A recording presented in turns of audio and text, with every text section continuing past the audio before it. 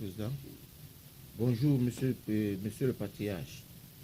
Nous sommes chez vous. Nous vous écoutons. Parfait.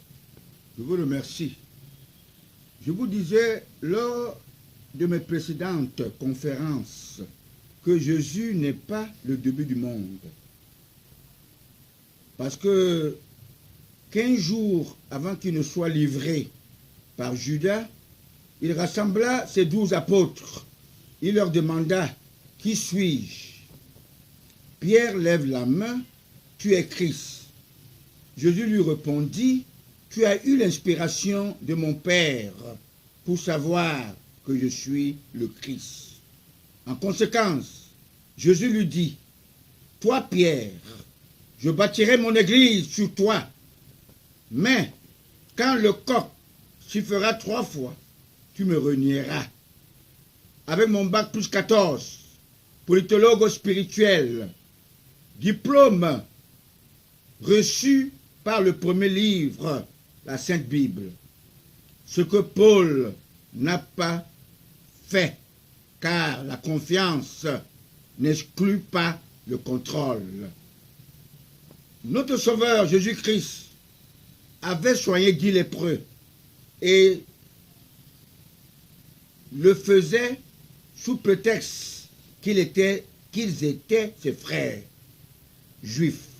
Malheureusement, il a reçu le merci d'une seule personne, l'étranger, le bon samaritain, né le 29 décembre 1949 à l'hôpital Akintini de Douala, Anatole Mvena, d'où est né le parti UPC en 1948, parti des nationalistes, originaire de l'arrondissement de Bandia, dans la région de l'Ouest, Cameroun, devenu patriarche de Nebel-Congo, président fondateur de COTRAC, collectif de travailleurs retraités de l'Afrique centrale.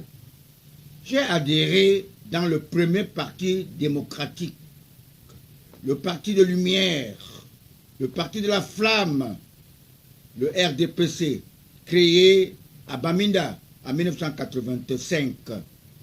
Dans mon arrondissement, Bandia, en 2016, dans une grande fête, en présence du représentant du chef de l'État, le sous-préfet de Bandia, Soundele Francis, affecté après à Jakiri, au village du général Ivo Desancio Henho, général de division, natif de Nord-Ouest, dont je connais bien son domicile à Jakiri, où il a fait un monument dédié à son père devant sa véranda. En ma qualité de politologue spirituel, cette guerre anglophone n'aurait pas eu lieu si tous les aînés, les vieux qui ont connu ou qui ont vécu de près ou de loin la négociation de 1961 à Fumban, en présence de Mouna Tandem, Joya Aruna, John Goufoncha et le président du Code Noir, Amadou Aïdjo, qui avait corrompu la conscience des opportunistes qui furent présents à cette époque de dictature sauvage. Et même l'hymne national avait été traduit par l'intellectuel Dr Folon Bernard avec des irrégularités.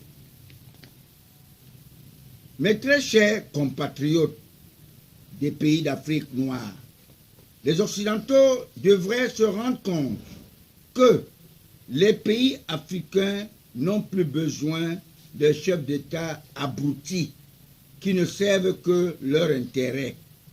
J'apprécie la parole du feu chef d'État, Sékou Touré, qui avait dit non à l'assassin de l'Afrique, Charles de Gaulle. Vous venez en Afrique prendre nos parents, vous les rendez esclaves et vous appelez ça le respect aux droits de l'homme. Mes très chers compatriotes panafricains, vous me donnerez raison pour avoir dit que le romain empereur Constantin Ier, né en 272, après Jésus-Christ, avait dédouané mon église catholique à la solde du colonisateur.